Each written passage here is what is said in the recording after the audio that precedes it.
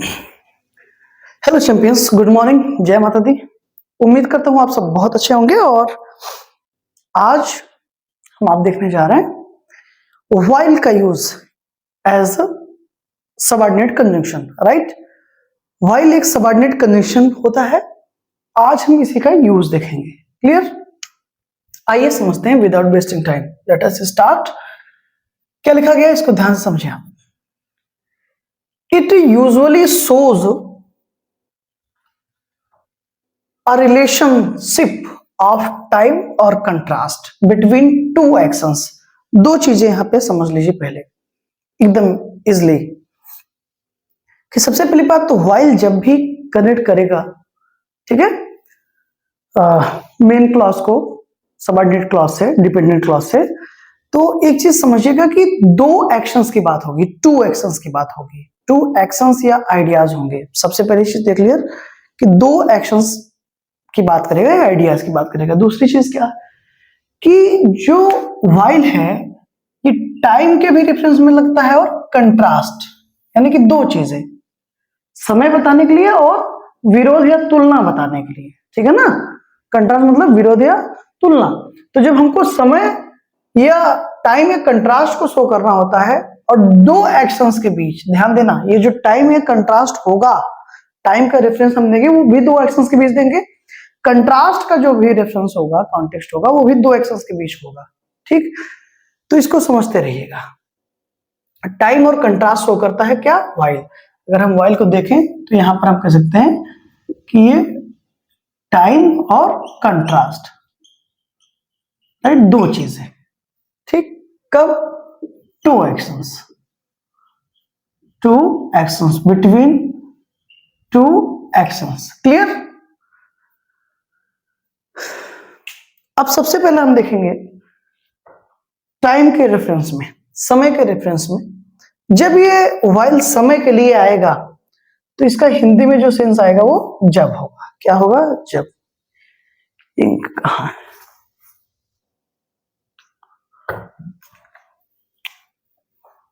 हाँ, ठीक, राइट।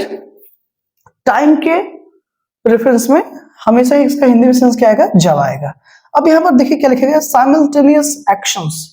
इसका मतलब होता है कि टुगेदर, राइट। जब दो एक्शंस की बात होगी तो उसको हम साइमल्टेनियसली एक्शंस बोलते हैं, राइट। तो क्या लिखा गया? Two actions happen at the same time. ये जो दो एक्शंस होंगे कब होंगे? हैपन होंगे same, at the same time, एक ही साथ।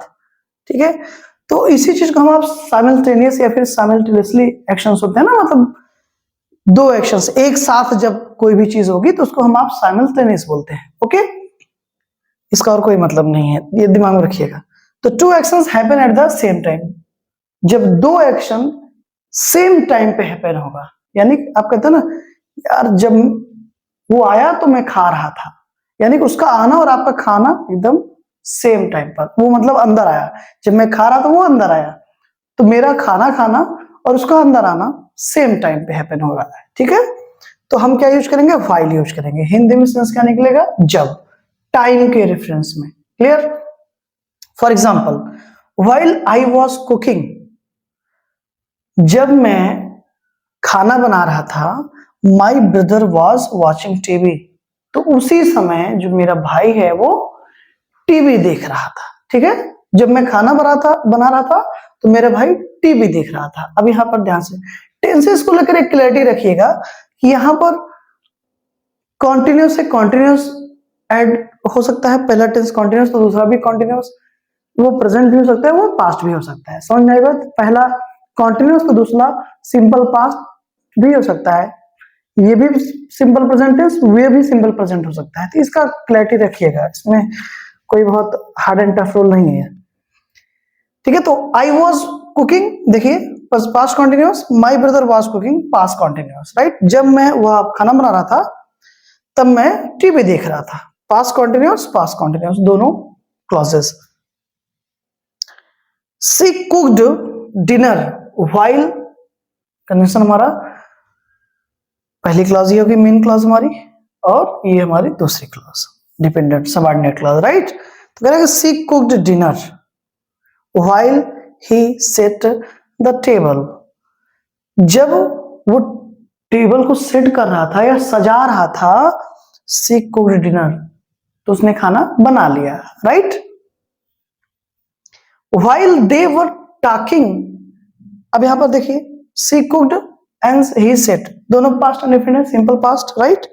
व्हाइल दे वर टॉकिंग, जब वे बात कर रहे थे, द टीचर इंटर्ड, अध्यापक अंदर आए, right. Past continuous simple past, clear. ये हमारा है कंजंक्शन। हमेशा आप जानते हैं कि जब सबऑर्डिनेट कंजंक्शन यानी कि सबऑर्डिनेट क्लॉज पहले आएगी, ठीक है, ये सब्जेक्ट वर्ब कॉम्बिनेशन हो गया, ये हमारी सबऑर्डिनेट क्लॉज है। तो जब सबऑर्डिनेट क्लॉज हमारी पहले आएगी तो कॉमा लगाकर फिर मेन क्लॉज लिखते हैं, ठीक है ना। और जब मेन क्लॉज को पहले लिखते हैं, जैसे इस एग्जांपल को आप देखिए, तो यहाँ पर कॉमा नहीं लगा है, क्यों? क्योंकि जरूरत नहीं होती है, क्योंकि ये जो कंजंक्शन है वो बीच में आके दोनों क्लॉजेस को ज्वाइन करता है। लेकिन जब यही क्लॉज हम पहले लिख देंगे तो कंजंक्शन हमारा स्टार्टिंग में आ गया। तो जब स्टार्टिंग में आ गया तो दोनों क्लॉजेस को सेपरेट करने के लिए, अलग करने के लिए we need to put comma, हमें कॉमा लगाने की जरूरत होती है, ठीक। तो ये था दोस्तों टाइम का रेफरेंस, हमेशा जब while they were talking, जब वे बात कर रहे थे, the teacher entered, टीचर अंदर आया, राइट। अक्सर आप कभी कहीं पर जाते रहते हैं तो देखिए बोर्ड लगा होता है ना कि डोंट ड्रिंकिंग या फिर डोंट स्मोक while ड्राइविंग ना, मतलब गाड़ी चलाते समय हमको ड्रिंक नहीं करना है, ये सारी चीजें। आगे क्या लिखा गया कि while, next example, while they were sleeping, जब वे सो रहे थे, the thief entered the house, the thief entered the house। Inter जो वर्ब है इसके साथ कभी कभी क्या होता है, इनटू लगाकर करेक्शन बनाता है, तो वो गलत होता है, उसके चक्कर में मत पड़िएगा। इंटर के साथ जब इनटू लगेगा ना, तो वहां पर उसका जो मीनिंग कन्वे होता है वो होता है इंटरफेयर करना, हस्तक्षेप करना। For example, he entered into my decision, यानी कि उसने मेरे डिसीजन में हस्तक्षेप किया, ऐसा। अगर प्रवेश करने का सेंस है तो इंटर के साथ इनटू नहीं आता, इसका विशेष ध्यान दीजिएगा, ठीक है। अक्सर लोग ये गलती करते हैं, आप नहीं करिएगा। While they were sleeping, जब वे सो रहे थे, the thief entered the house, तो चोर ने घर के अंदर प्रवेश किया, राइट। यानी कि उसका सोना और चोर का घर में प्रवेश करना eight the same time happen हो रहा है, एक ही साथ। तो यह रहा हमारा कंजंक्शन। अब यहां पर देखिए they were sleeping, past continuous, the thief entered, right, V2 simple past tense, clear. अब देखेंगे दोस्तों कंट्रास्ट, ठीक है, कंट्रास्ट या फिर अपोजिशन, क्लियर, विरोध या फिर तुलना कह सकते हैं। क्या लिखा गया, व्हेन टू एक्शन कंट्रास्ट और अपोज ईच अदर, जब दो एक्शंस एक दूसरे का ही विरोध करें, मतलब जो बात कही गई उसी सेम बात का जो अगली बात कही गई वो अपोज कर रही है, कंट्रास्ट है, विरोधाभास है दोनों एक्शंस के बीच, दोनों आइडियाज के बीच, ठीक है। तो वहां पर भी हम व्हाइल का यूज करते हैं। हिंदी में सेंस क्या आएगा, हालांकि आ सकता है, जबकि आ सकता है, जहां आ सकता है। जब आप हिंदी में सेंटेंसेस मीनिंग निकालेंगे तो जबरदस्ती तो कुछ भी बोल दो, लेकिन इन तीनों की आवश्यकता पड़ती है, ठीक है। कैसे, देखिएगा। While I like T, my friend prefers coffee, right.